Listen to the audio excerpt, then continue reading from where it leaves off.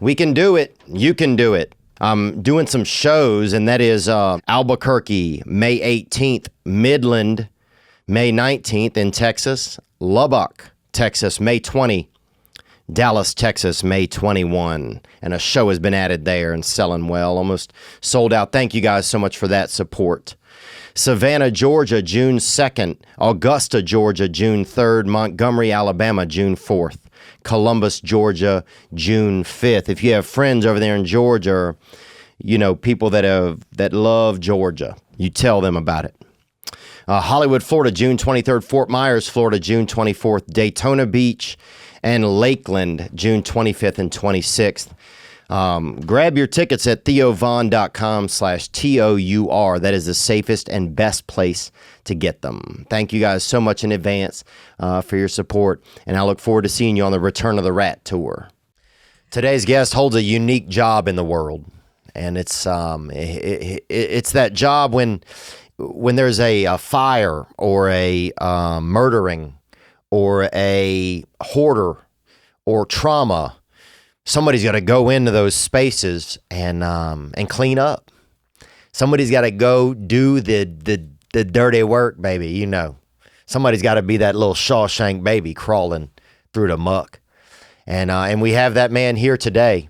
He is a trauma restoration man, and he's out of Minneapolis, and we're grateful for him. Today's guest is trauma restoration man, Mr. Bobby Cotton. And let myself unwind. Shine that light on me. I'll sit and tell you my stories. Shine on me, and I will find a song. I will sing it just for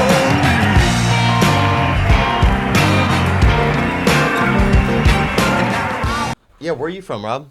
Minneapolis. Oh, nice, dude. Yeah, we went out there and did some shows not too long ago.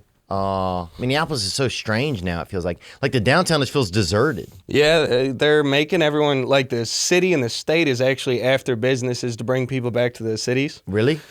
Yeah, they want them back in the offices because they, there's nothing down there. It's just deserted. So like all the little businesses and shops are all closing down because no one's down there. Yeah, it's like it's like a bunch of murals and nothing else. Yeah. Funny. It's like everybody left and they just drew people on the buildings. It feels like. Kinda. Yeah, and you know they had all the George Floyd stuff, all them riots that happened. Yeah, man, it was just the whole vibe down there. Well, it was crazy. Everything got smashed out. You know, because in restoration, like a big part of what I do is like when there's a fire or a window gets broken, I run out in the middle of the night and board stuff up. Oh, really? I mean, shit. I mean, I was working like 120 hours a week boarding up all the buildings. I had, 300 sheets of plywood going up a day. It was crazy. Wow. So you're saying, I'm sitting here with Rob Cotton, and he's a trauma restoration man. And so you're saying that during the, and we're going to get into your job. We just started chatting. So in Minneapolis, during the George Floyd stuff, you guys were going out, you guys go out and board stuff up. Yeah. So whenever there's a, riot, we do board up. So anytime there's a fire or there's a robbery or something, you got to secure those buildings. And during the George Floyd stuff, we were doing stuff preventatively. People were worried about getting robbed, and there was a lot of looting and stuff. So, I mean, we were boarding up and securing buildings, trying to prevent people from smashing the windows in. Wow. I mean, we were working like 24 hours a day, taking naps in the truck. Dang. Yeah, it was bad. And were there certain things you would write on the certain boards to kind of keep people out where they're like, was there any like kind of trickery like that, like verbal word trickery? I mean, we didn't do anything like that, but a lot of the business owners, they put on like minority owned or, we support BLM or lots of stuff got put on those boards. And yeah, I don't know. I don't know if there was trickery or not. I don't know if people were maybe a little dishonest on that, but yeah, the people were putting stuff on there. Wow. Yeah, because I guess you most people think that just businesses go and do that for themselves, but do you get hired by businesses to do it? Mm-hmm. Yeah, okay. So either by the insurance or if they're in a really high-risk area, like their insurance company might call to have the boards put up to try and prevent the loss, because it's obviously, when the buildings get burned and stuff like that, sometimes the losses or the insurance claims are millions of dollars. So for $5,000 or $10,000, you can get all your windows boarded up. That could save you. Yeah, that could really be the difference between your whole business going down. Yeah, absolutely. I mean, there was a liquor store. They're right in Minneapolis there, and they lost like $1.5 million in inventory. Plus, there was a fire in the building. Oh yeah. Well, that's the problem. You get a little bit of liquor in you. Somebody wants to have a Doral or roll up a John or something, and the next thing you know, the whole place is going up. Oh, it's crazy. And I mean, even I had a gun pulled on me when I was cleaning graffiti down there. Yeah. And why'd they do it? They were just unhappy I was taking down graffiti. And I mean, whether or not that's out of turn, I don't care if you put more graffiti up. I got hired to take the graffiti down. The second I leave, you can do it again. Right. Right. Yeah, you're just doing your job. Yeah. So just doing your job is really, I mean, your job is basically, like, your job is basically restoration, trauma cleanup. Mm-hmm. How do you, like, give me an example of kind of what that entails, sort of. Let's start. Well, so like the name of the industry is restoration. Okay. And so restoration could be fire, water, mold, trauma. So it can be anything from a natural disaster to a pipe burst, or the ground thawing outside, or suicides, murders, and stuff like that. Basically, if something terrible has happened to your building, we're the guys to call. And do you guys go in there feeling like the Ghostbusters, or y'all just feel like a bunch of like garbage men? Is there kind of a vibe that you feel kind of going into certain environments? No one is ever happy to see us. Okay. Because it's like, and fires are generally the worst. I mean, like when you do a trauma cleanup, you're not normally seeing anyone that lives there or anything like that, because they're typically almost always gone. Okay. But like when you're doing a fire cleanup or something, and everyone's personal belongings, everything, every picture, every birth certificate, everything's gone, and you're shoveling it out with snow shovels, it can be tough. Okay, so stuff like that, environments like that, where you're cleaning up a place and there's a lot of personal effects there, it really gets pretty. It probably squeezes your heart, huh? Used to. Yeah. I mean, it's hard. You get really desensitized to it. Yeah. Yeah. So take me like into an example, like you go to a company, something's happened, you go to a business. Take me into some trauma cleanup. Yeah, well, so just to use that one as an example. So it was middle of the night. It was a manufacturing facility, and there was a lathe. So a lathe, you make like for example, like a baseball bat. So it spins a piece of wood and you're cutting on it. A lathe. Lathe, yep. Okay, and bring that up, Riley, if you can, on the screen here. Okay, so something like that. Yep. So just like that. Piece of machinery. Yep, that green one is just about the same one there. Okay. And so the guy was wearing a glove, and so he ended up getting caught in that, and so it pulled his skin off from like his elbow all the way off his hand. It's called degloving. And so that got caught in there, so it spun around, because obviously it was still spinning. So the thing's just spinning around with the... Yeah, they spin like crazy speeds, like thousands of RPMs. Wow. Red Rover, boy. Yeah. And send Danny right over. That's so this thing's still spinning. You guys get called in, the guy's been degloved, and that means, so the skin just peels off. Like if you had a glove on, you took it off, except for that's your skin. Ooh. And so that was spinning, and it obviously was shut out by the time we got there, but that blood was all over everywhere. So it was all, the ceiling's 25, 30 feet tall. And it was a big manufacturing facility, so they didn't want to shut it down. So we had to, hang plastic all around where we were cleaning, and all that stuff had to be scrubbed down and repainted. Okay, so you guys hang plastic around the actual site of whatever's going on. Yeah, if they don't want to shut it down. Dang, they got to keep that money coming in, huh? Yeah, so I mean, the whole time it was really crazy. We're cleaning skin out of this machine, and on the other side of the plastic, you can hear people talking. Oh. And what type of, what were they making in there overall, you think? Honestly, I'm not sure. Okay. Yeah, I'm not positive. Maybe like a cabinet shop or something. Yeah. Mm. Yeah, it was a woodworking facility. Okay. Wow. And so you guys get called in, something like that. What do you do with the actual, do you actually take the skin, the hand? Yeah, so anything that's like affected, and there's a bunch of different like categorizations of like materials. So like wood that gets impacted really needs to be cut out and replaced, but like concrete, you can clean that. So anything that gets that we have to cut out and throw it away. You put it in these special bags, and then you put that in a biohazard box, and then a carrier that specially disposes of that takes it away, and typically they're going to go to like an incinerator. Okay. Oh, wow. So that thing, it doesn't get returned to the rightful owner. It gets, The skin? Yeah. No, you're not getting that skin back. Damn. Have you ever had an employee try to sneak off with something, sneak off with a thumb or something? Never. A rotting thumb? No. Yeah, or just a middle finger. Maybe they're just going to pull it out at the bar or something. No, that would be something though. So you guys hang up the plastic and you guys go in there as a team if there's some type of a trauma, like in a workplace or any place really. And so how long does something like that take? Like, are you guys, they try to send you in the middle of the night and get it done fast? It really depends. So there's certain things like manufacturing facilities and stuff, because like a big manufacturing facility, they might be making $1 million+ a day. Yeah. Hundreds of thousands of dollars an hour in product. Oh, yeah. Tyco, I'm trying to think of some different ones. Hormel, trying to think of different, anything. Mitsubishi. Trying to think of any other. I mean, there's tons of them. Oh, yeah. Yeah. I mean, even a good buddy of mine had a call out to Florida for a machine that broke down, and it was a Kit Kat machine. They made Kit Kats. Yeah. And I saw a little video of it. I mean, just millions of Kit Kats, and you're like, who's eating all these Kit Kats? Yeah, and they're all stressed because the Kit Kat line is shut down. Like the world's gonna end. We don't have any Kit Kats. Well, squirrels love them, dude. My dad, he used to sometimes go park his car at the park, and he would get like he had a buddy that used to get kind of old Kit Kats. And they were like a couple years old, kind of, but they, you could still eat them, but the chocolate was turning white a little. You know what I'm talking about? Fermented.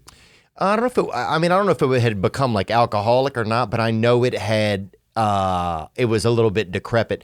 Bring up old chocolate, Aged. please. Yeah, old chocolate aged. Like a nice fine. There you go. Whiskey. Click on one of those, Riley. Oh no, that's too old. Yeah, that's molded out. Just give me something that Get me something that I should have had at Christmas, Nope.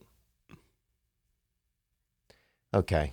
But I'll say this is that, anyway, we would get the Kit Kats, we'd take them to the park, and the squirrels would come eat them, man. Squirrels love them.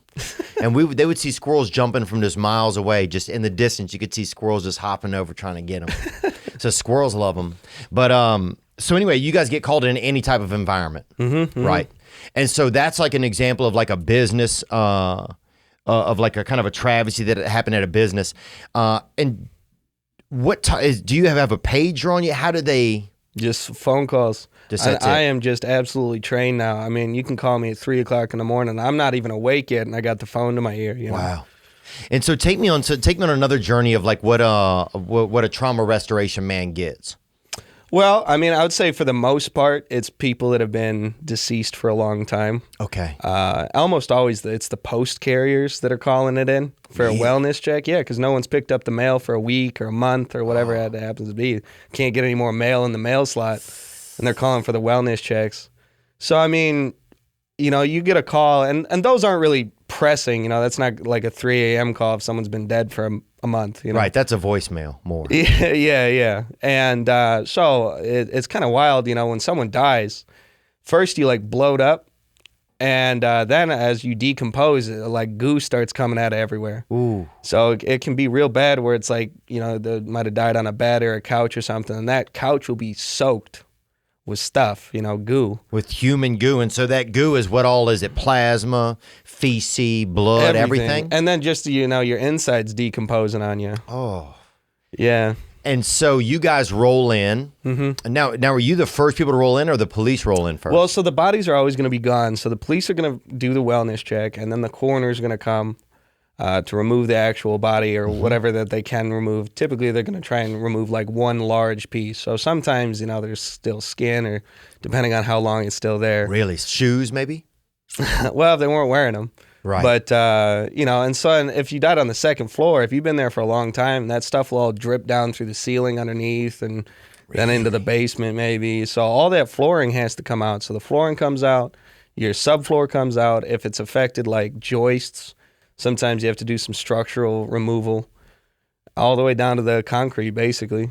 So is there like legalities where if something dies in a place, if a human dies, you have to do certain things to the building? Yeah, so there's really stringent like processes that you have to do. So there's specific chemicals that have to be used that have to meet these certain regulations or standards, and so everything has to be removed. And there's a book called the S500 that is a restoration book. So that's going to have like your processes. Like if you had a question, you know, you'd be able to. Sorry. No worries. Is that a call right now? No. No, I'm not taking any calls right now. But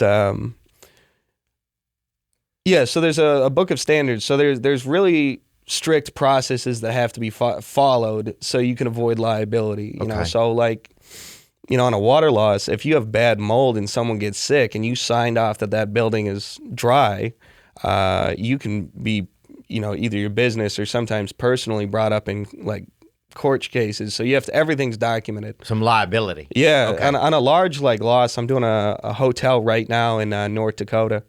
You know, it's 44 affected rooms, and I'm going to submit probably 1,100 pictures. Wow. So, and then processes, moisture readings, all that stuff, you know.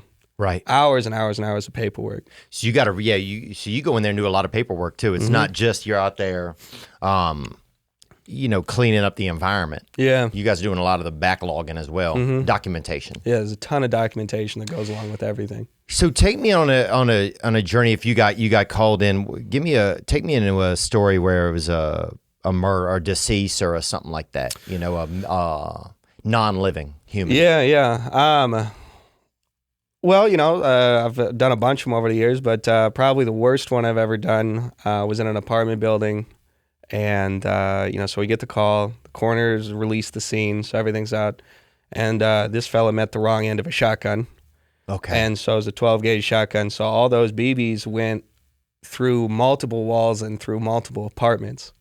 So because those are contaminated and carrying everything, so you have to find, like, where all those holes went. So, I mean, when we got there, you know, so first thing, you know, you're going to clean up as much of the, let's call it raw material as you can, so you can avoid like bug problems. Okay, so you got to get up all the living stuff, whatever could have been living or semi-living, the leftovers. As much as you can, yeah. So I mean, you're scraping that floor off. You know, you're using like a flat blade shovel and scraping stuff off. That day old bread, baby. You got to clean it up. Yeah, and then. Yeah, so then you're setting up ozone machines, air filtration. You're setting up an environment. So, like, if we're in this room, you need plastic over the doors and stuff, so that you're trying not to cross-contaminate anything else. Okay, so you tightening up the scene. You kind of get that kind of like a plastic off the scene. Y'all use Visqueen? Visqueen? You ever use it? No. Bring up Visqueen, Riley. There you go. Oh, sure, yeah. You can barely see it because it's actually see-through plastic. Yeah, just like that. Poly. Yeah, we just call it like poly, and it comes in different thicknesses, yeah. Yeah, they used to call it Visqueen back in the day, but so you guys will kind of cordon off the scene, and then what? So then you're going to set up, you need to have air filtration, HEPA air scrubbers. And this guy had taken his life, or he'd been shot? No, he had taken his own life. Yeah, and so then you have to go through it and find, you know, where did those all stop, and did they exit the roof, you know, and we ended up having to do some patching on the roof, too. Wow, so a guy took his own life, and is there still people in the building or no? Yeah, it was in an apartment building, and it was real gnarly. So then after you've identified everything, you know, you're making sure the roof's not going to leak and stuff because you don't want any secondary damage. Yeah. Then it's just all about taking everything apart. So every affected stud needs to be taken out, replaced. All the drywall that's affected's got to again be taken out, replaced. Yeah. And so what? And who's still in the place? Did he have family or? No. So he was the only one in that apartment, but there was other people in the rest of the apartment building. It's not like they moved everyone out. Right. I see. Yeah, this is an interesting guest, and I'm letting you know that today's episode is brought to you by Ritual. Yeah.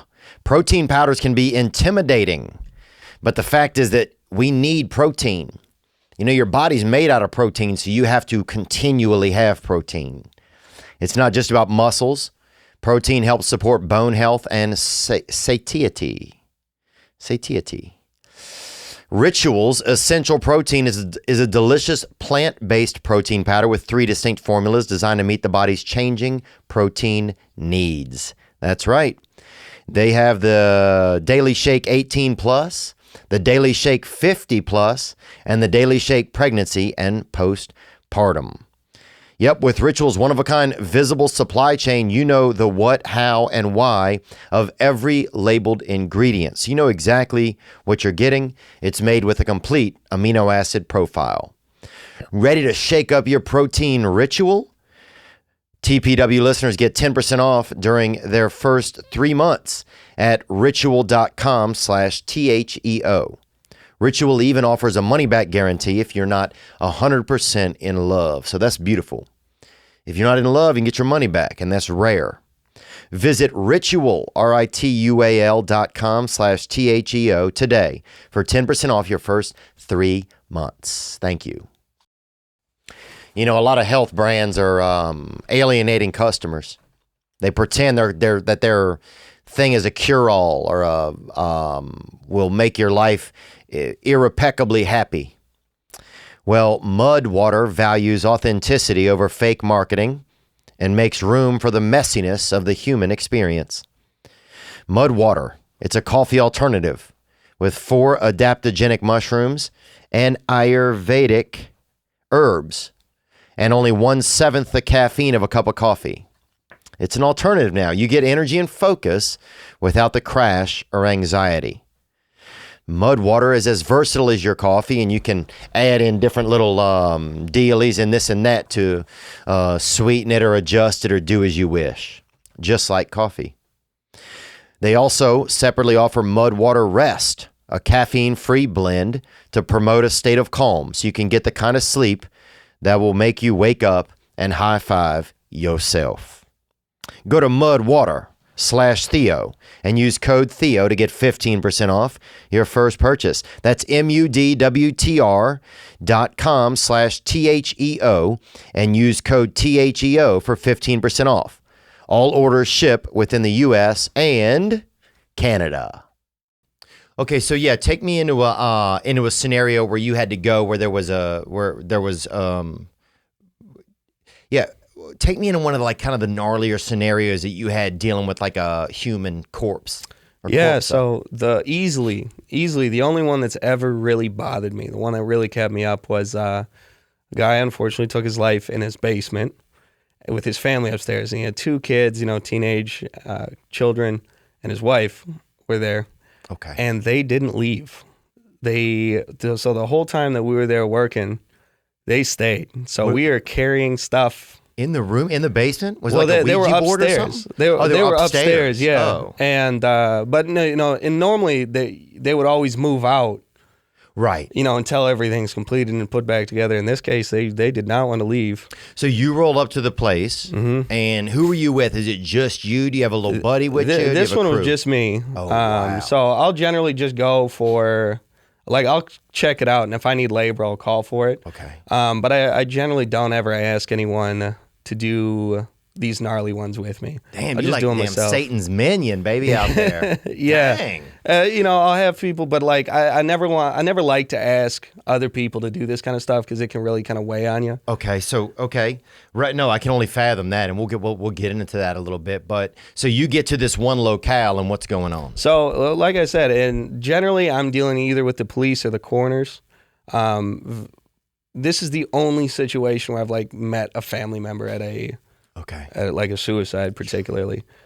Sometimes if someone's died of natural causes, I'll meet a son or a daughter or a wife or something like that.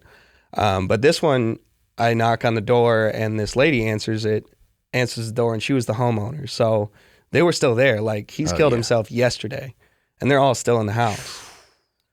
And so, I'm down working in the basement, and I'm carrying up boxes and bags of, contaminated stuff past them. Wow, so you're just bringing up basically stuff that has human matter on it? Yeah. Wow. It's horrendous. So it's you're looking. Did the man shot gun himself in the head? Mm-hmm. Ooh. And so a lot of your head just kind of goes wherever? Yeah. Does your head go in one piece or does it go in a bunch of pieces? No, and it depends on the type of gun or the caliber, but typically it's just going to, if you shot yourself with like a hollow point, you'll like blow a hole out of the back of your head. But if it's like just a normal handgun or something, it's actually a pretty clean hole normally. Oh, wow. But so at the end of every day, I had to tell, she's asking me questions, and it's just like, you're looking her in the eye and saying, it's like, oh, we're going to be finishing taking your husband out tomorrow, it's crazy. And did they come down and want to do any prayers, or did they want to spend any time pray? Did they like the husband? Or did it seem like they had a good connection with who knows? I was really trying not to talk to him. Oh, you were? Yeah, it was, that really bothered me. Yeah. Oh, I can only fathom, man. I mean, that's a man. Yeah, I'm just trying to, I guess we don't know all the circumstance, but if a man, took his life, his family's right there, I can only imagine just how. And then I just wonder if they're looking at you like you're helpful or like, who knows? Huh? I have no idea. Oh. Yeah, but I still think about that one. That one was tough. Yeah, and did the kids try to communicate with you or anything? There was no... No, I mean, they were obviously grieving, but I mean, it was wild that they wouldn't go to a hotel or stay with family or something. Yeah, at least hit a damn Fairfield Inn and Suites or a Days Inn, and I love Hampton, and actually, but yeah, I can't imagine if that happened, then I wouldn't want some space, or maybe you want to be as close as I don't know. I don't know. But that was a unique circumstance. One and only time, and hopefully the last time that ever happened. Because it really added another layer to it, another pressure? Because you, like I said, you get really desensitized to it, and it's just like you're just cleaning up a mess, But when they're there, it's like I'm cleaning up Dad. Right. Yeah. Right. Like our Alan or whatever they got. Yeah. Yeah. Harold or something. Yeah. It's more. I can't imagine that. Gosh, I'd almost feel bad in a way. Yeah, it really gave me the heebie-jeebies. And so on a cleanup like that, where do you go for lunch on a day like that? Like, what is there, do you have are there some days you go for different lunches, but say if it's do you have a typical spot you like to go? I got a real problem with Chipotle. You do? Yeah, I feel like I should buy stock in there. Maybe they should give me stock at this point. Oh, you've been there a lot. A lot. Yeah. Well, look, I'm just saying, if what goes with cleaning up a deceased, I guess it's Chipotle. Yeah, or a couple of beers, Yeah, that's try and get through it. Yeah. Oh yeah, God's Chipotle, baby. Cervezas. Wow, that's so fascinating. What about like living people? Do you come into like trauma where the people are still alive, or is it all kind of post life? Well, so trauma probably makes up sub 10% of what I do on a weekly basis. That's not all I do. So okay. Restoration as a whole, you meet a lot of strange people. Okay, so trauma is just dealing with the deceased. Mm-hmm. Yep. Okay, so that is specified. That is trauma cleanup. Mm-hmm. Somebody is deceased. Yeah. And if you're non-deceased, this could be part of restoration. Yep. Okay. Yeah, so restoration covers that. It's a big umbrella of a bunch of different stuff. But I've done some really gnarly animal hoarders. Oh yeah, really like where the floor or walls are rotting out because there's so much animal urine. That bootleg Noah's Ark, huh? Oh god, I mean sometimes you. Oh, and they got animal piss in there. Oh yeah. Oh dude, I'll tell you this. So I stayed at my buddy Johnny's house one time, right? I'm over there. I don't know if anybody had ever stayed there except Johnny and one of his folks. So they put me in the guest bedroom. One of the dogs had been urinating in there for probably 7 or 8 years, right? And I don't know if anybody been in there. There was like a sewing machine, and like somebody like quilted like a little thing. It said like "Be back soon" or something. It kind of had a sad vibe in there. But anyway, I go in there. The carpet had like almost had a yellow dust in the air from all the piss. Yeah, it's called urea crystals. Is it really? Yep. Pull it up, Riley. Yeah. Those urea crystals, and I know a lot of bitches are buying these days and wearing them around their neck over there in Venice Beach. There you go. Look at that, boy. Get you a couple grams of that. Sell that on the beach, baby. Yeah, that's that piss cane, baby, right there, son. Yeah, urine dries in that. Oh, and it's terrible. And they attract. So every time you get humidity, they attract, or they kind of rehydrate. So every time it gets humid, you just smell it. Oh, that piss comes back. Yeah, well, look, because I remember being at my buddy's place, and I would breathe, and sometimes I had to blow my nose. The air was so thick, because I would remember being like, oh my God, something feels like it's like my nose is, and I would just be blowing animal piss right out of my own nose. Yeah, it's horrendous. Just fascinating to be a part of. Yeah, I got a call. This is a few years ago now that the HOA required, like, it was like a house, you know, and the HOA had sent her complaints because you could smell it outside. Wow. And I got there, and I mean, she must have had 30, 40 cats there. Now, when you roll up, are the cats on the outside or it's all inside? It's all inside. And unfortunately, I mean, this lady had something going on upstairs. And the other thing you run into a lot is nudity. Okay. Something's not firing upstairs, you know. Okay, so take me through the cat lady. Let's walk through that a little bit so I can just have an experience of what that's like with you. Do you know you're walking up to the door? Yeah. Do you know in advance it's cats? Do you know it's generally just animalia, or what do they tell you? We know that there's animal issues. Okay. So not a ton of information. So I call her on the way there, and I'm like, hey, you know, this is Rob. I'm gonna be there about half an hour. Oh. And so I get there, and I'm knocking on the door, and she is yelling through the door, who is it? Okay. I'm like, it's Rob. And she's like, I don't know any Rob. And I was like, I just talked to you 30 minutes ago. Oh, yeah, denial. Yeah, and it's just like, okay. And so she opens the door, no shirt on. And she's like, I just need to go get dressed real quick. Why don't you step in? So no shirt, tits out. Just tits out. Wow. Older lady, just a set of swingers on her. Really? And did you feel like she's flirting? Or you feel No. Okay. I mean, this lady was in her 70s. She's loose, so her brain's a little bit loose. Yeah, something's not firing on all cylinders. Okay. And so I step inside, and I can smell it outside. I step inside, and I mean, it is so horrendous. I mean, eyes are watering. There's birds and dogs and cats. I mean, it is crazy. Oh, everything's in there. Everything is in there. Wow, and birds too? Yeah. I mean, what kind of birds was it? Maybe a parrot or... Wow, parrots and cats? Something. I think a parrot will kill a cat. Will you bring that up too, Riley? I'm sure it could get it. They're mean. There you go. Can a parrot kill a cat? Most parrots won't attack cats for the fun of it, but may attack out of fear or self-defense, even if the cat isn't actually trying to cause harm. Wow. That's wild. So my bad, man. So you're in there, you got the parrots, the cats, you got a lot of animals. Oh, yeah. And are they just kind of running around? Everywhere, Wow. yeah. I mean, they're just everywhere. So she comes back in a robe, and she's like, I got 3 places I need you to clean. And at the time, I was there for a carpet cleaning call. Okay. So I get out there, and she walks me in, and as we're walking, I mean, the carpet is wet. Not like damp, wet. Like, it is literally squishing under my feet. And it's just like, holy shit. I mean, it is terrible. And you can smell a piss. Do you have on a face mask or not? I should have. Right. I should have. I made a mistake. But you going straight in there. You raw dogging Just raw dogging it, yeah. Damn, boy. And you out there huffing sea piss, baby. You really going just horrendous, deep, just dog. horrendous. And so she walks me over to the landing of the stairs, and as I'm walking out of the land of the stairs, she's like standing between me and like the exit. And I like walk up, and I'm standing on the stairs, and the stairs are soft. The floor is rotting. And she's like, oh, I just need to get this cleaned up. And I was just like, I don't think that this is like carpet cleaning territory anymore. Like, she's like, well, how much do you think that's going to cost? And I was like, well, I'm going to need to get bids. You know, we need to get carpenters and stuff out here. And she's like, well, how much do you think that's going to be? I was like, maybe 10,000, 11,000 off the top of my head. Wow. And she doesn't even blink. She's like, I thought I had a coupon for $179 for 3 rooms. And I was like, carpet cleaning is not going to help this. Yeah. And so now it's like I'm starting to panic because this lady is just, she's like giving me those weird crazy eyes. Yeah, she's going to trade you UPC symbols. Oh my God. And the piss is, 2.5 feet. It's creeping up the wall. It's soaking into the walls. You can see it. Yeah. And who's doing it? Do you know the cats are doing it? Can it be also human piss? Could have been. It could have been. It wouldn't be the first time I've had to clean up someone that's incontinent. Unreal.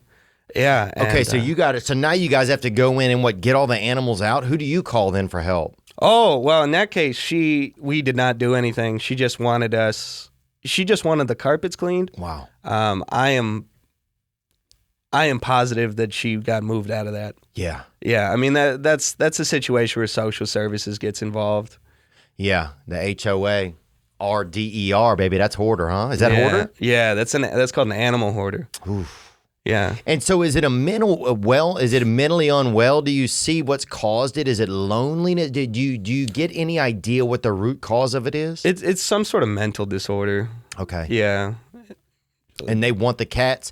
And are they enjoying the cats? Are they petting them? Or is it more just they're trying to have a little jungle? Do you get any idea what they're trying to do?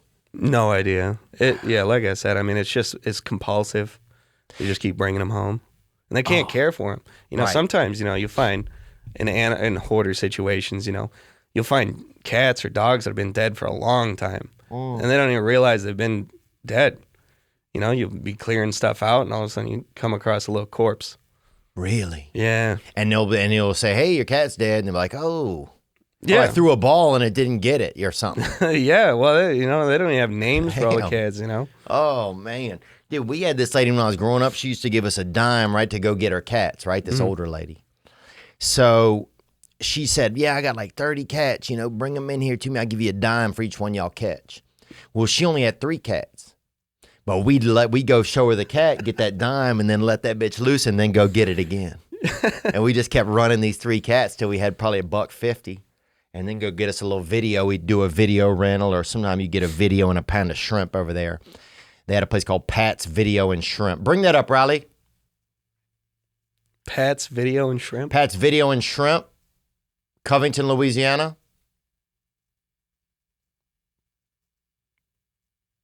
I don't know if you still got a video store going on out there. Yeah. Oh, that's a good point. Yeah, I just thought they might have some old imagery. of it, Yeah, though. Wow, man. So you really are kind of like a...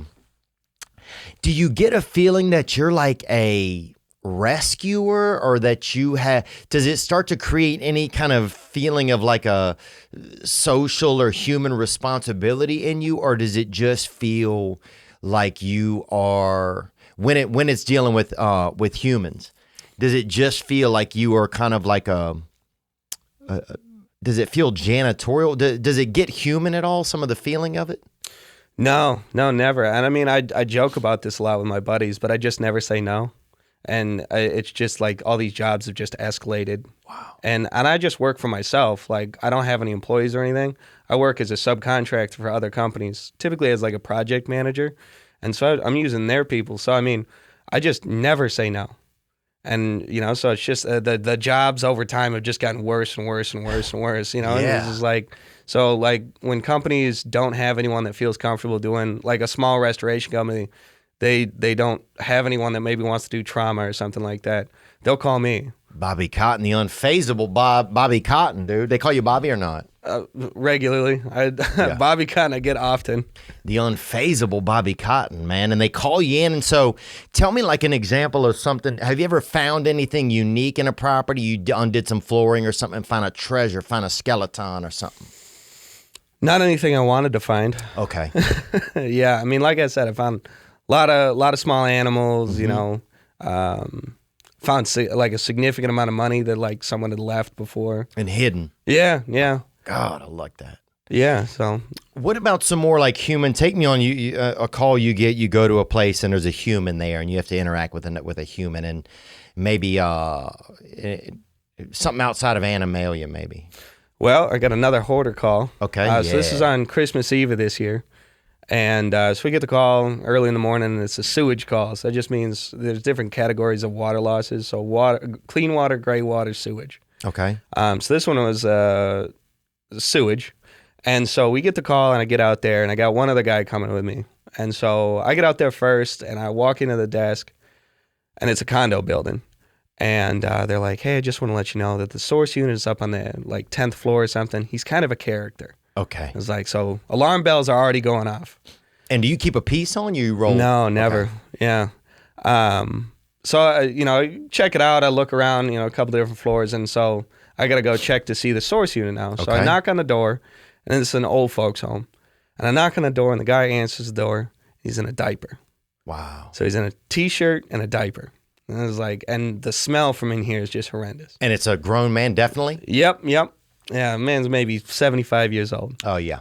And so walk in, and I ask him, like, where did it start from? He's like, oh, the toilet backed up. Okay. It's like, okay. And the man has a diaper on. The man has a diaper on. So And does it seem like he's well and he has a diaper on? Does it seem like it's just hot? It's a hot day, or does it seem like he's? Oh, we'll get there. Okay. We'll get there. So we walk in, and there's piles of newspaper, piles of mail, and the floor is soaked. Ooh. So again, you're just squishing.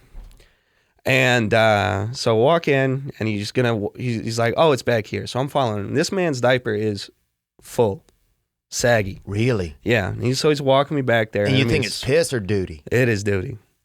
And so he walks, and this thing is swinging. No. Oh, wow. And so we're walking past, and we walk back into the back bedroom, and there's that batch on him. A pile of diapers. Okay. Sitting in this water, a pile of them, 2 feet tall. And everything. These newspapers are all sitting there. So now he shows me where it is, and this toilet is just... Oh. So now I'm looking for a broken toilet, because if you've ever backed up a toilet, it doesn't just keep flowing over. That's that batch of dirty diapers. Oh, huh? yeah. Oh. And so That's the original cornhole game, it looks like. The living conditions in here are horrendous. And so I look at the toilet, I'm looking for it to be broken. Okay. It's not broken. And I asked him, like, well, so how did all the water happen? He's like, well, it plugged up at like 10 o'clock last night. And I was like, well, how did it flood everything? He's like, oh, I just kept flushing it. So for like 6 hours, this dude is just flushing this toilet over and over and over again. And like it's like a video poker or something, huh? He's just sitting there playing it. Yeah, just over and over again. So and just winning his own money, just winning shit back. And I mean, so it's right there. So it's it's a toilet, and there's duty in it. Oh, everywhere. It's covered. I mean, it's just like somebody shotgun blasted duty all over everything. Oh man. So we're going, and we're shitting. We are shoveling all this stuff into bags, because it's all sitting in all this water. Everything's garbage. I mean, we're talking years of newspaper, years of mail. This guy just got piled up. And all the water kind of has a little bit of feces in it. Mm-hmm. Ooh. So we finish everything out. We cut out all the carpet, everything. And the last thing we got to do, and my buddy's there now, and the last thing we got to do is pick up these diapers. So he's holding a bag, and he's like trying to do it, and we're in full Tyvek suits, so we're in plastic suits, respirators, everything. And he's standing there, he's like, I can't do it. I'm like, all right, I'll try it. I'm standing there, because we were like arguing about who's going to do it, and So I go down and I reach for the very first diaper, and I'm wearing gloves, and I go to pick it up right in the middle, and it's like a burrito. Oh, and this man is now naked from the waist down watching us. So he has lost the diaper, and he has told us that he can't wear the pants sometimes because he has to go to the bathroom real fast. No way. So would the pants prevent him from doing it, I guess? I don't know what is happening. And you could see his wiener or not? Oh, yeah, right in the one-eyed Willie just hanging out. And what style of wiener was it? Was it like a... real old one. Really? Real saggy. Yeah. Bring up a... You know what they do have a chart some people use sometimes I've seen. Bring up a mushroom chart if you can, Riley. A mushroom chart? If it's a peccerini or whatever. Zoom in on that a little if we can get some names off this bad boy. Because, yeah. Oh, this is a poisonous mushroom chart. It was, in fact, a poisonous mushroom. That's a good point, huh? Man, that's not really one. Go back again, Riley. Sorry, that's too poisonous, I think. Let's just look at that. Let's look at it one more. Hey, go down a little. Wish they had something that had some names on it. Okay, go up. Maybe go over to the left. Move something so I can see something. Yeah, just move somewhere on there. Are we to the left or not? Okay. Yeah, hit on that one then. Let's see what we got. Those look like realistic ones. Yeah, let me see on that.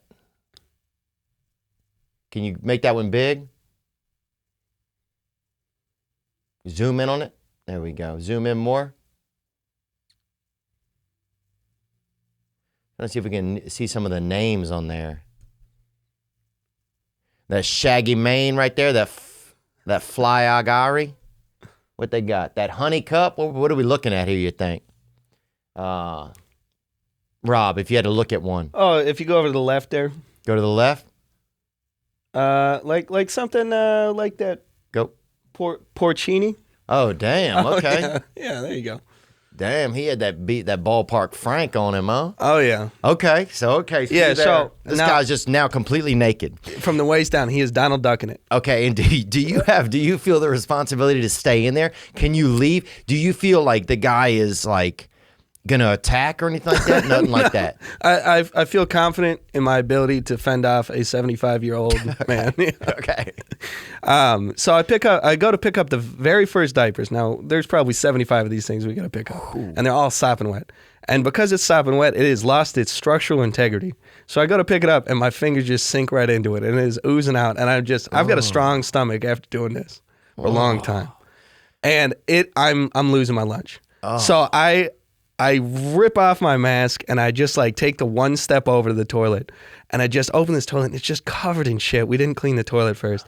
And I am projectile vomiting in this toilet. And I look over to the guy I'm working with is standing there and he's like, oh, and he tries to get his mask off and he pukes straight into the mask and he runs over to the other bathroom. So we're both just vomiting. Puking straight in your mask? That's like a frat party on Mars, God. dude. So he just puked straight into his mask? Yeah. It's terrible. And so, you puked right into the toilet that was already pretty I'm trying full? not to touch it. Oh, it's horrible. And so then I look up, and I'm on my hands and knees thrown up in this toilet, and I look over the door again, and this dude is standing in the doorway. Mm-hmm. So I'm on my hands and knees. I am right looking this dude's willy right in the eye. And he started jerking off? No. He was just standing there If watching. he started jerking off, dude, then that but it's dude like, he's the Ryan Sandberg of creepy shit. If he started doing that, unfazed. man. He's like hitting this for is the cycle then, baby. Yeah, Dang. this is just like a normal Tuesday afternoon for this guy. Wow. Just watching. And do you think low key he had people come all the time and created this kind of scenario? I have no idea. I mean, that's one of the worst ones I've ever done. And so how does that scenario get from right there to actual some sort of solution? Well, I mean, so everything has to be taken out. So like all the flooring, all the carpet, all that concrete needs to get cleaned. And then, you just rebuild it. So all that drywall that gets cut out, you just got to replace it, repaint it, new carpeting. So at some point you guys left that premises and it was nice again. Mm-hmm. And you put the man back in there? Yeah. Wow. Yep. Man, that blows my mind. Yeah, that was terrible. And how much are you wearing? Like, what kind of suit are you wearing? Are you like an astronaut? Or are you like a... Well, so that's like literally? the ones that you pump air into. So like if you're dealing with something like really hazardous, it's called a positive air suit. Okay. If you're doing like somebody dropped a vial or something of some dangerous disease. I mean, I haven't done that before, but we're wearing what's called a Tyvek suit. So it's got boots. It's just one continuous suit with a hood on it, and then a respirator and a set of rubber gloves. Almost like Walter White wears, kind of? Yeah, just like that. That is a Tyvek suit. Damn. That's what those are. So do meth heads ever roll up to you while you're going in and out of the building trying to holler it? Like, is there ever that kind of vibe where people think you're making drugs? No, nothing like that. But, it tends to attract attention. Yeah. You're carrying boxes out or bags out in a full Tyvek suit. People want to know what you're doing. Yeah. Yeah, I bet. I'm sure you get a lot of onlookers or people that are stopping, you wanting curious folk. Oh, yeah, and you never tell them anything. Really? Yeah, because you don't, like the property owner doesn't want people to know that someone's died or that there's been a loss, or even some customers, like big customers, they've got like stealth protocols. They don't want any company vehicles parked outside. They don't want you to wear anything that says a logo on it or anything. They don't want people to know that something's happened. Yeah, because I guess people don't want to mess up their resale value or get maybe somebody... Or if it's a product, if they're making, honey baked hams or something, and somebody loses a limb, they don't want people saying, "Oh, they got limbs in the ham" or whatever. People don't want anyone claiming that there's a fingernail in their ham. Yeah. They don't want people. Yeah, they don't want people kind of, I guess, just ruining their business. That they work so hard for. Wow, hair loss scares people sometimes. You wake up and one of your sideburns is on your pillow, or your mustache is on your wife's back, or somebody. That's scary. That's hair loss. And 2 out of 3 men will experience some form of hair loss by the time they're 35. That's true. Keeps is the one who can help you. They offer affordable, stress-free ways to keep your hair. The treatment plans start at just $10 a month, And Keeps offers generic versions of the 2 FDA-approved medications to prevent hair loss. I'm on the generics, to be honest. That's where I am. I'm that cheapskate. 24/7 care and support. Keeps has a network of expert medical advisors, prescribers, and care specialists to support you in making your hair goals reality. You can do it. They have everything your hair needs delivered straight to your door with discreet packaging and proven results. Remember, prevention is key. Treatments can take 4 to 6 months to see results, so act fast. If you're ready to take action and prevent hair loss, go to keeps.com/THEO to receive your first month of treatment for free. That's keeps.com/Theo to get your first month free. Keeps.com/Theo. You know, if you've ever listened to this podcast, you know that sometimes life can be overwhelming. I've talked a lot about that, and I get caught in that space myself a lot. Where even if my life isn't overwhelming, it feels overwhelming. That's a space I get in as well. Well, many people are burned out without even knowing it. And that was me. Symptoms can include lack of motivation, feeling helpless or trapped, detached, fatigue, and more. We associate burnout with work, but that's not the only cause. A lot of our lives can make us feel burnt out. Betterhelp Online Therapy wants to remind you to prioritize yourself. That's right. Betterhelp is customized online therapy. They offer video, phone, and even live chat sessions with your therapist, so you don't have to see anyone on camera if you don't want to. You know, it's therapy in bites you can handle, and we all need we need our therapy to meet us where we are. That's sometimes what turns people off about therapy is they're just afraid. They're afraid it's going to be overwhelming too much. This past weekend, listeners get 10% off their first month at betterhelp.com/Theo. That's BETTERHELP.com/THEO. It's more affordable than in-person therapy and you can be matched with a therapist in under 48 hours. This podcast is sponsored by BetterHelp. That's betterhelp.com/THEO. So, are there jobs that you won't do? I know you said you'll do anything. Has there been a job that you said, you know what? There's been things I've regretted taking. Okay. Yeah. You know, when you're wading through, 4 feet of sewage and like chest waders. There's been horrendous ones. And when you're doing that, do you feel like God is with you, or you feel like you strayed from the pack? Do you feel any human response, like a personal, like, okay, maybe I'm making some choices that are kind of wild? Do you think like that you're kind of like the Bear Grylls of duty and death? Well, I feel like I should have finished high school. Yeah. Did you finish? No. Oh.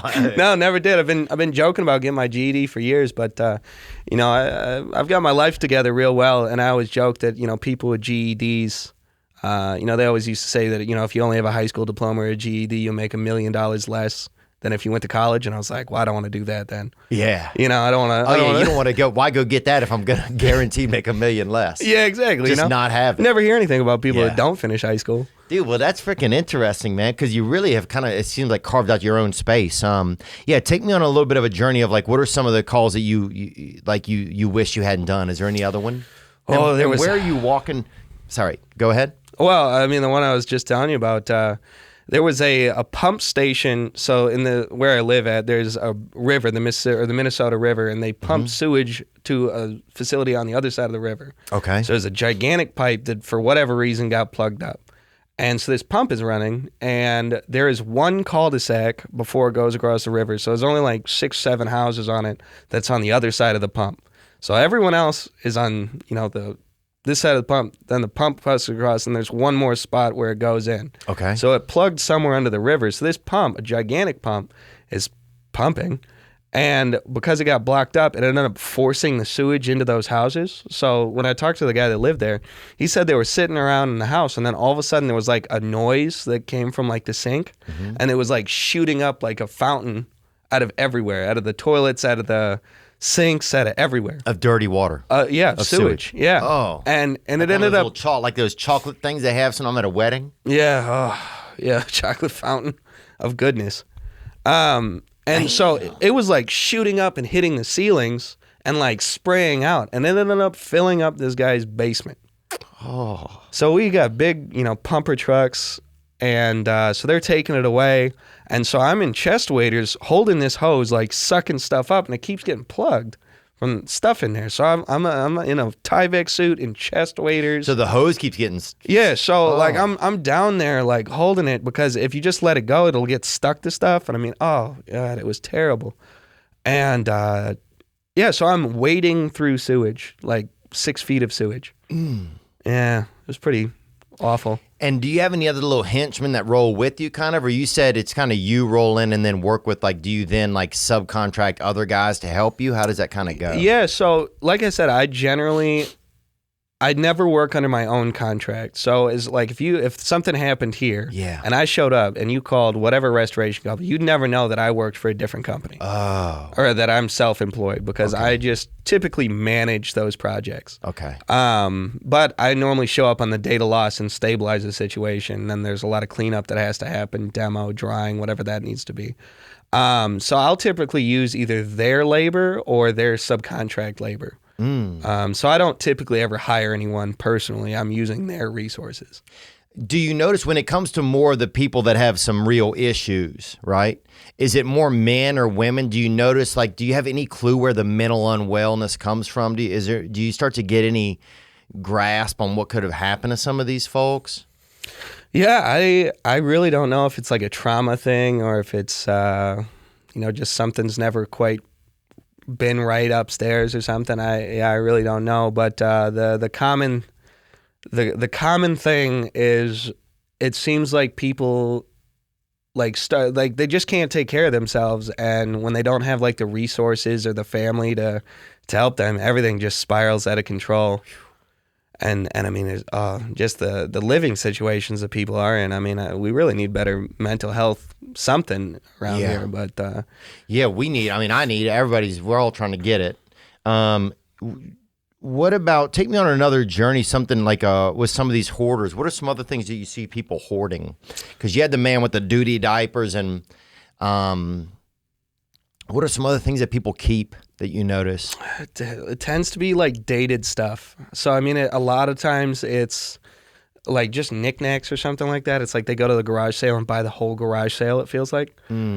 Otherwise, it's, like I said, dated stuff. So newspapers are really big. Mail is huge. And I mean, it's like, sometimes like rooms full of newspapers, for these older folks. And you'll find newspapers from the 80s. Wow. Is it pretty cool, some of them? Yeah, I've definitely flipped through some of those newspapers. It's been kind of neat. And what about any pornography? You notice anybody hoarding that kind of stuff, or not really?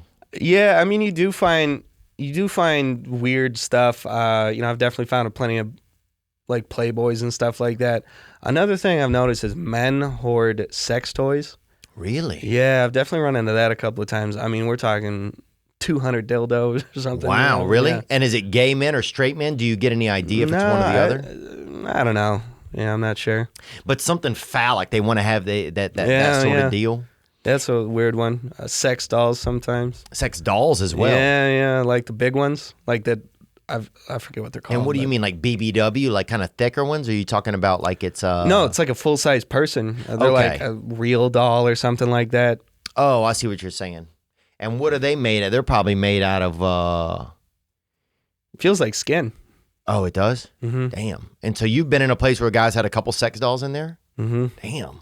Another weird thing is when that movie came out, 50 Shades of Grey, a ton of people started getting like red rooms, and it's like a sex dungeon-y thing.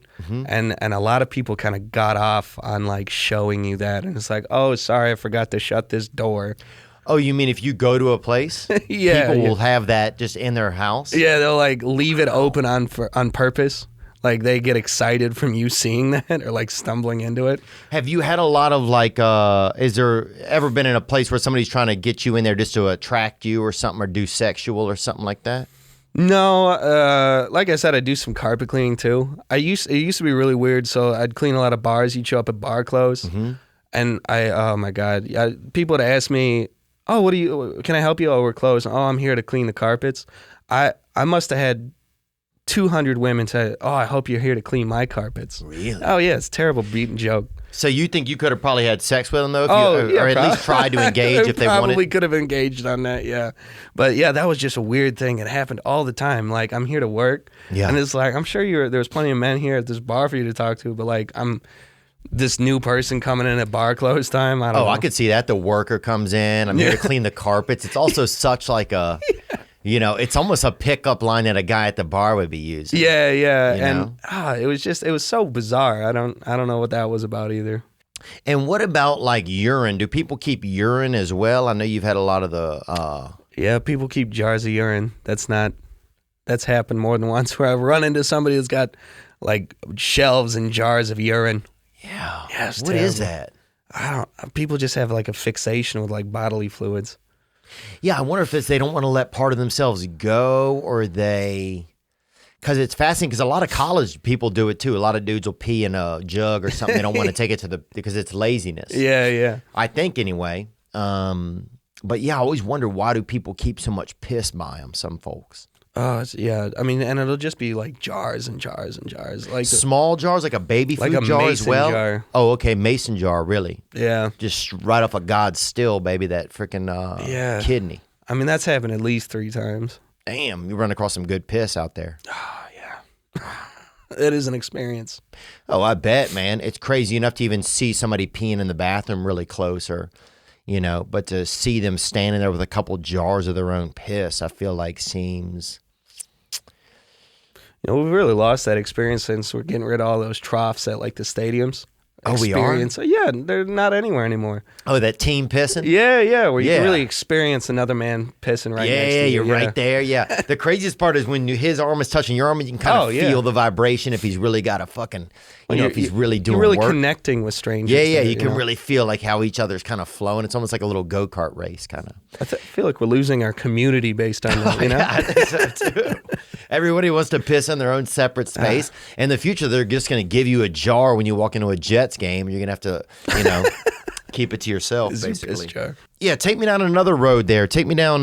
Yeah, so I was in North Dakota for another job on Saturday. So I'm sleeping in this motel. And so I wake up and I'm sleeping with another guy in a room, and he's like, "It's wet."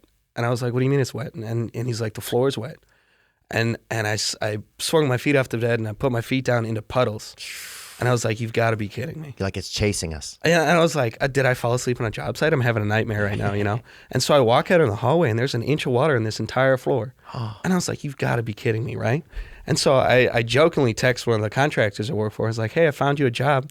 And he's like, "What's going on?" And I was like, "Oh, I fell asleep at the motel and it's flooded, And and I'm just kind of joking with him about it. Like, someone local will take care of this, And so me and this other guy hop out in the truck and we're gonna go out to breakfast, And so as we're pulling out, I see a restoration company pulling in. So I like hop out of the truck. I'm like, I'm gonna go talk to that guy real quick. And so I go and I talk to this guy, and I'm not going to say the company name, but I was like, "Oh, I'm in town with this restoration company." He's like, "You're kidding." I was like, "No." And he's like, "Will you walk through this job with me?" I was like, "Yeah, sure." And so we go and we walk through the job, and the guy's like, "Oh, I don't think I've got the resources to do this right now. It's all flooding in Grand Forks right now." And he's like, "Is this something you think you can do?" And I was like, "Really?" And he was like, "Yeah." I was like, "Okay." So I call that contractor back that I'm like, "Hey, we're going to do this job up here. And it's going to be a 6-figure job." Wow. And he's like, and I'm like, "This is why I'm your favorite subcontractor. I bring my own work." And so, but we had to get equipment all shipped up from Iowa and generators all up there. Oh, yeah. And, my guy at Sunbelt Rentals really pulled through. That's a rental company? Mm-hmm. And what kind of stuff do they rent for folks? Everything. You can rent a lawnmower from them, or you can rent a generator big enough to power a skyscraper. I mean, they rent everything. Forklifts, bobcats, whatever. Sunbelt Rentals is the company. Yeah, shout out to Rick. What's up, Rick? Damn, baby, damn. Rick is usually somebody Rick can go either way. I've met some real dicey Ricks, and I've met some real quality Ricks. Yeah, that's where I'm going back after this, though. Really? Oh, you're going back up to North Dakota. I got to finish that job up, and then I'm down to Phoenix for a job. And so is it hard to keep a personal life? Do you have a wife or children? No, I got 2 roommates to take care of my house. Wow. Yeah. So do you feel like you could stay in restoration forever? Does it wear on you as a human after a while, or at a certain point it's just kind of Yeah, I mean, I definitely can't do this forever. I mean, the hours I work sometimes, I mean, it's not uncommon to throw in 100 hours in a week. So I mean, I've got to like have a retirement strategy. I'm putting money together to buy real estate right now. Yeah. That's kind of my exit strategy, to start buying apartment buildings, and then once I've got enough income from that, I'll just manage those. Wow. And I guess you get so much recon and research because you're in and out of them all the time. I know what to do, yeah. Right. You know, how not to get screwed on insurance. Has it been hard to date during that with that type of a lifestyle, or do you just kind of I mean, has it been hard to have a serious relationship? Yeah, yeah, it's definitely hard. You know, it's like, I don't know, I'm on those apps a little bit, and you know, I've met some girls, and then you know, it ends up not working out. You know, I'm gone a lot, I'm working a lot, you know, so. You'd think some women would like that kind of a man that's on, here, he's here and then he's there, you know? Yeah, yeah. And I mean, the money's great in this industry, but yeah, there's no personal life. So it's like, we can go on vacation and really ball out of control, but it's like, I'm not going to be home every weekend or at the end of the night every night, you know? Well, shoot, if some ladies watch this, man, we'll have to have them chime in. If you ladies want to chat with Rob Cotton and you want him to come over and restore something, you know? Clean your carpets. There you go. Yeah, you could definitely do that, dude. Yeah, I had a question I'm thinking of is, how do you think that you could hide a body? Do you learn anything from this type of stuff? Do you think? I am positive that I could make a body disappear. Wow. Yeah. It's something that's doable. Yeah. Yeah. And what gives you that knowledge? Just like doing it, like how you clean up a body. Like, I mean, you can just, it's just like doing it, you know? It's like if you can clean blood and guts off of walls or a floor, you can just clean them the same way. If you actually took someone's life. Yeah, I mean, not that I ever would, obviously, but I think that the actual logistics of making a body disappear, I think, is pretty easy and pretty practical. But obviously, it's the making someone disappear. Yeah, it's the difficult part. Right. Do you ever like look at a coroner or someone like that who comes in before you on a human trauma site and think like, man, I wish that like, do you ever want to get into that line of work? Is there anything about it that makes you think that you kind of moved a little further up the food chain kind of death? No. I mean, I said, I just never say no. So I mean, to me, work is work. I have no real interest in restoration, really. If someone offered me $5 more an hour to dig ditches, I would dig ditches. Right.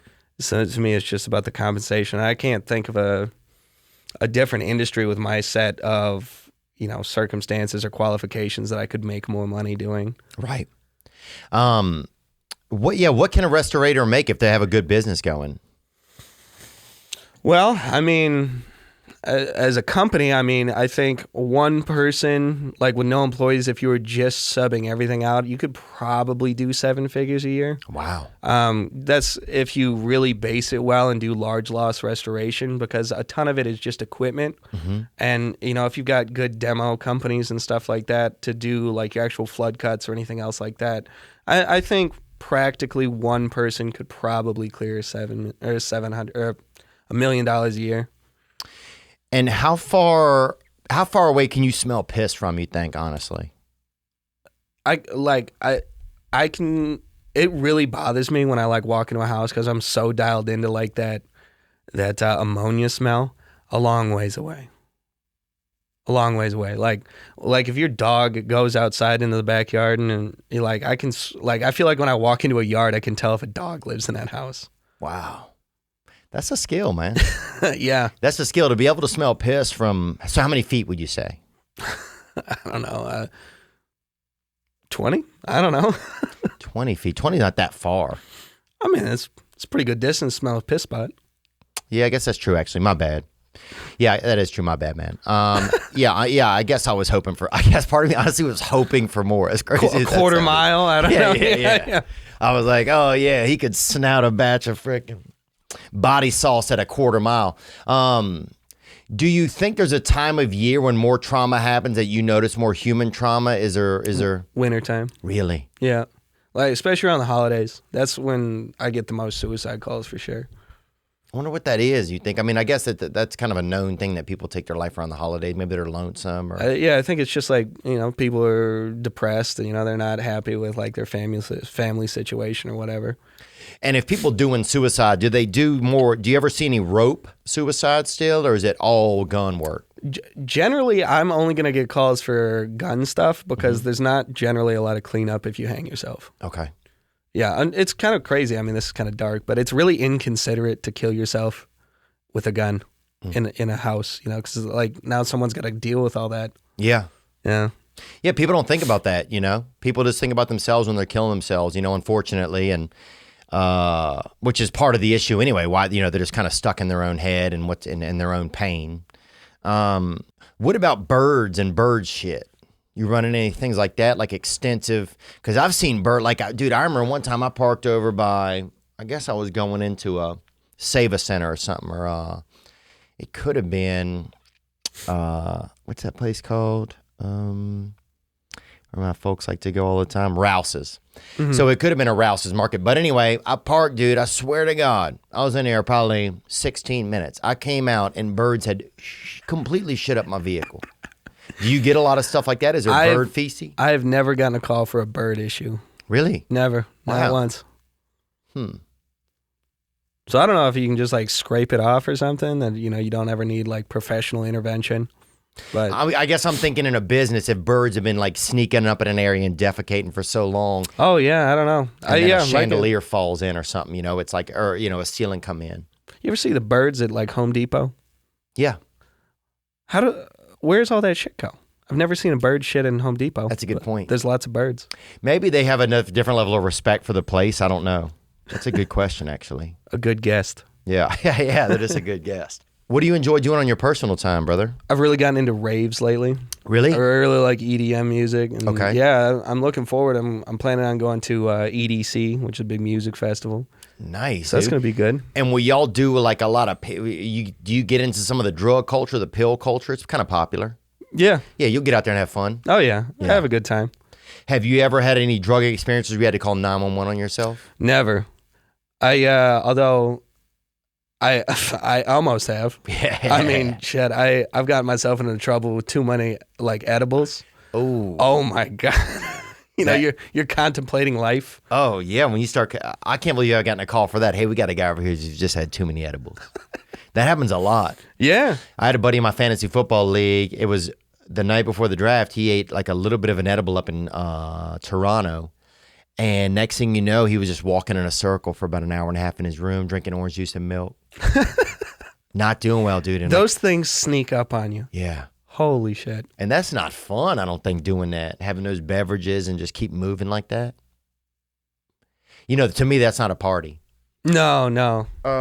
Who do you like? Rufus the Soul? Do you like stuff like that? Or do you like, are you getting into some like real Nordic kind of German trance stuff? Or what are you into? No. I mean, definitely my favorite for sure is Timmy Trumpet. He is spectacular live. Is he? Can you pull him up there, Riley?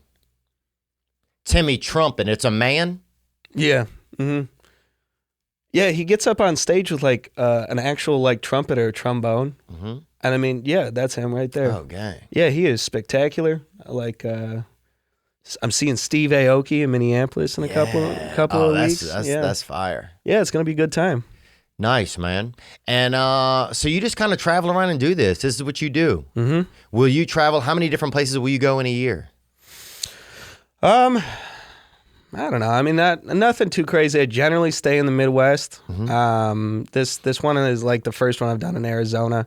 I used to before I did this. I built and like maintained water towers. Mm-hmm. That was a lot of traveling. Oh, really? You mean like in towns that have water towers, smaller towns? Mm-hmm. Mm-hmm. Yeah, and then transmission towers and television towers, like changing light bulbs. That was like 4 cities a week. That was like a traveling comedian. It was like much so traveling. you would climb up those towers? Mm-hmm. Wow. Yeah. So what's that like? Take me through a water tower. So a water tower like in a small town, or does it matter small town or big city? Does it? I only worked in small towns. I mean, obviously they have them in large towns, but it was a lot of times they would like just kind of put them on a hill, and it wasn't even really a water tower. It was just like a big tank on a hill. Okay. And it's full of water though. And the reason for it, It creates the pressure. That's how. So like the reason the water tower is up in the air is because that's what provides the pressure to your house. okay. It's not like there's a pump or anything. The pump pumps it up in the air, I see. and then it's just gravity is how you've got your pressure at your tap. So a lot of people don't realize that if there were no water tower in their town, they wouldn't have any water pressure. Is that the same in cities and in smaller towns? Well, if you're that small of a town, you might have a well, and then you'd have a pump. But if you've got like city water, yeah, that's how that works. Interesting. So even the water here, you think? Yeah, It's probably because there's a water there's tower. a water tower in the area. Yeah. Okay. And so a larger place, will they have more water towers per population or? Yeah, and then when you get into a big enough town like in like New York City or whatever, the water towers that provide the water towers are on top of the buildings. So like those tanks that are on top of the building, Yeah. that's the provides the water to that building. Oh, I see. So it'll even get more localized to the actual building where you get that little tank up top, that top tank. Dang. And so take me through that. So you get to a small town, you roll up on a water tower, and there's a lot of bees and stuff, I bet, huh? Yeah, there's bees, and then the wind is what really kills you. It's really not that bad because I worked on a service crew, so we didn't generally build them. Okay.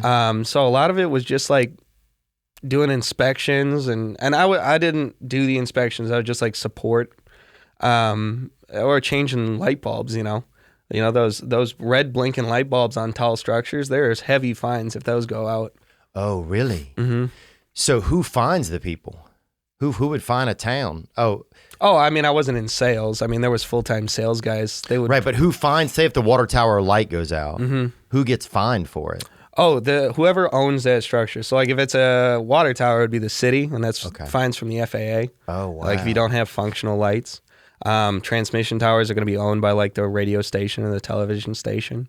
So once you get up to the actual tower, is there usually like a platform around the base of the actual water bowl or bulb? Yeah, so it depends, but generally, yes, there's like a walkway on the top and around the like outside, and then it's just a stick ladder up. Wow. And how do you get onto the top? Because it usually rounds up. Bring up a water tower, brother. What kind are we talking about here? So generally, I worked on those top ones. Okay. Where it's like a metal tank. There you go. Let's link on one of those there, Riley. Yeah, so there's gonna be a walkway, and then there's two walkways there. Okay. And then there's a ladder between them, and then there's generally an access panel on the top. Can you largen up that? Yeah, so that one doesn't have the second. That one doesn't have the second walkway, but there's gonna be a ladder on that tank. So there's a ladder that goes up there, and then there's a second ladder that'll take you from the platform to the top. Okay. And then if you zoom way in on that picture up at the very tip top, that should be an access panel right there. I see. Yep. And can you get into the water? Yeah, so when they do the inspections, they actually scuba dive in the tank. You would have to do that. Well, I didn't, but yeah, someone on the crew would, yeah. And that's a licensed scuba person? Wow. So somebody goes in there, and what are they looking for? They're looking for corrosion generally. Okay. Corrosion, any like foreign materials, but yeah, generally it's just an inspection on the welds or the bolts. Make sure that it's not corroding. Okay, so somebody goes in there and inspects it. And do you guys ever find anything in those things? Not really. I mean, sometimes it would be like something that got pumped up, like some debris or a stick, but almost never. But nothing like the level of stuff you're finding now. No. The transmission towers were worse. You know, the transmission towers, there'd be 1,100, 1,500. I think the tallest one in the United States is in North Dakota. And that one's like, I might be speaking out of turn, but it's like 2,050 feet. Oh, feet up in the air. Yeah. So you're not at a ton of risk up there for like, you said wind is a little bit issue when you're on these water towers. If it's a windy space, then you got to really, do you kind of like attach yourself as you're going up? Yeah, like generally. a carabiner or something? Yeah, you want to try and keep like 100% connection. So like you've got a harness on, and then it's got a Y hook onto it, and then that Y hook. So you hook one up, and then you climb a little bit. You hook the other one up, so that you're always connected, even when you're moving it. Yeah, like Leclerc, like that boy Leclerc. Have you seen The Alpinist? No, I haven't. Oh man, it's good. And so when you get to the transmission towers, that's way up there. And what is that? You So bring it's up a for- transmission tower, Riley? Yeah, look up television tower, television transmission tower. Yeah, so the taller your like antenna is or your broadcast pole, the less power it takes to go further. So if you get that? You go up there? yeah, No. Mhm. What? Damn, y'all up there, huh? And can you hear television when you're up there? no, you can't hear any of that. But a lot of times they'll have cell phone towers or like cell phone antennas on there. You got to be careful about that because normally they'll only want to shut off one side, so you got to climb on one side. And if you accidentally climb in front of one of those like cell phone transmitters, you'll get a sunburn through your clothes. Yeah, because they work on microwaves, I think.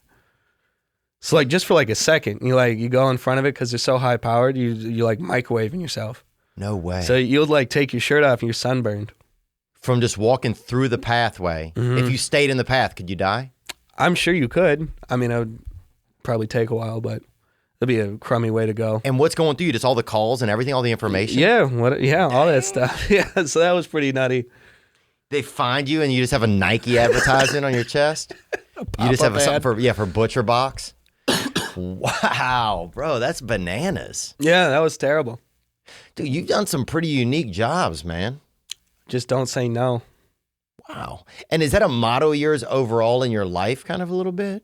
Yeah, I really do try. It's like, that's the only way that I feel like I've been able to like maintain like a like my personal life is just like I'll work like a long time.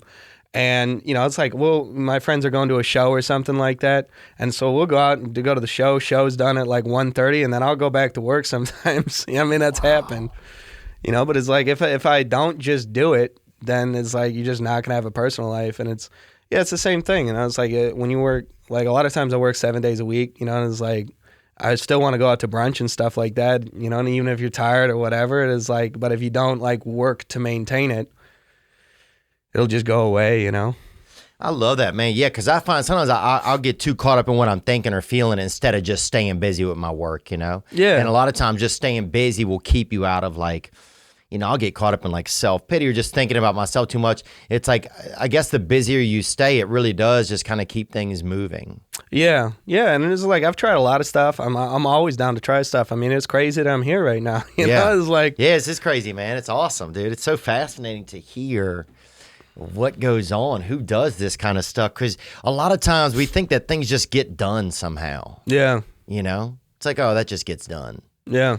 But to think that somebody actually comes and takes care of certain things, yeah, it's interesting, man, because a lot of us would never know what that's like. Well, and it's like my next step, what I really want to get into is I'm working on getting into large loss, so like, $1 million projects and stuff like that, but I really want to do cat work. And that's like the hurricanes and stuff. So, I mean, like when there's the hurricanes rolling through Louisiana, someone's got to clean up all that stuff. I want to do that. My buddy Giddy does that, and I think my buddy Tully does that. From growing up, they travel around if there's a big hurricane or storm, and they do, I guess, loss. But that might be insurance loss or something like that. Yeah, that might be an insurance adjuster, too. But you want to get in there and really do the... I want to do the work, yeah. You want to do the work. Yeah, like I got a good buddy of mine... they were down in Texas for that real bad freeze up. And so like there was apartment buildings that every water pipe burst. And so, I mean, you're talking about an apartment building that's got 300-400 units in it and every single one's wet and molding and all that stuff's got to get gutted. Like that's what I really want to do is I want to do like the real large loss stuff. Wow. And what's fascinating about it? I mean, I guess obviously it's a higher paying job. Yeah. And I mean, it's just like the idea of like doing the larger jobs where it's like I've got one job for like the next month instead of like the traveling around all the time and the middle of the night calls and stuff like that is, I'd really like that, I think. And how, what do your folks think of your work? It's kind of funny. So, my father just passed away. Oh man, I'm sorry to hear that. Yeah. Thank you. What happened with him? A cancer. Oh. It just ate him alive. Yeah, it was St. Patrick's Day this year. No way. Mm-hmm. Oh man, was he pretty neat guy? Oh, super cool. I mean, he's got a really crazy life story too, family and everything. Wow. But so when I was in high school and I was really kind of fucking things up, he pulled me aside one day and he says, there's only 3 ways you can be successful in this world. You can do things better than anyone else can do it. You can do something no one else can do.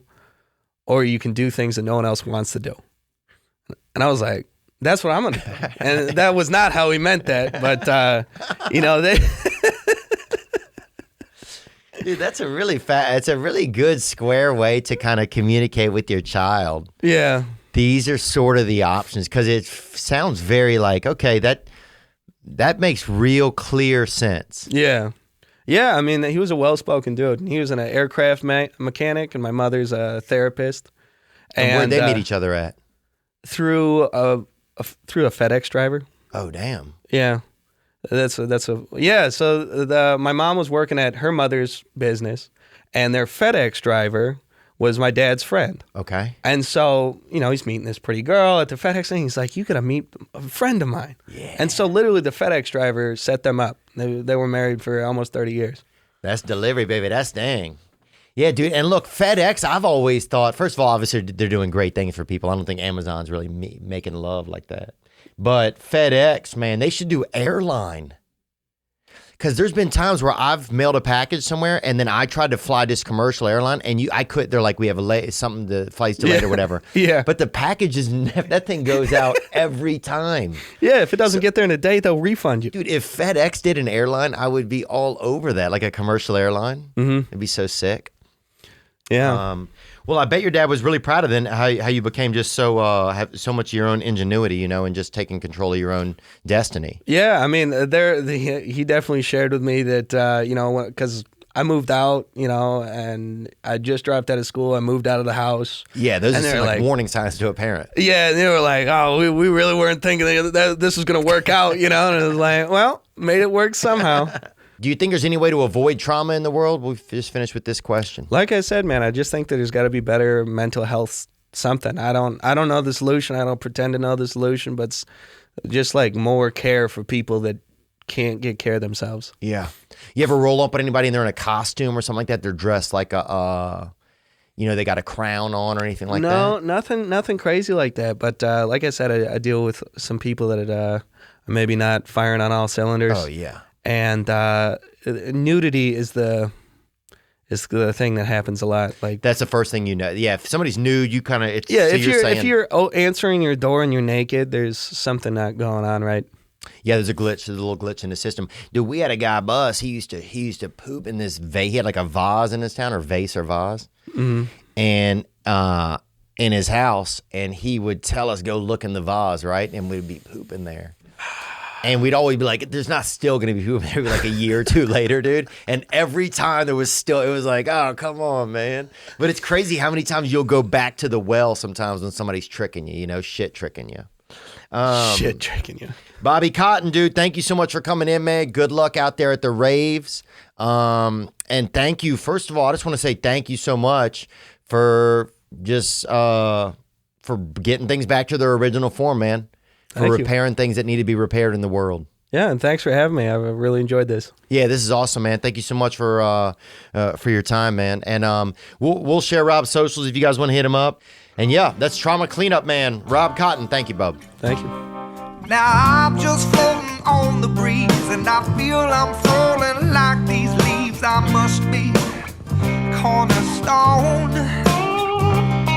Oh, but when I reach that ground, I'll share this peace of mind I found. I can feel it in my bones, but it's gonna take a little time for me to set that parking brake and let myself unwind. Shine.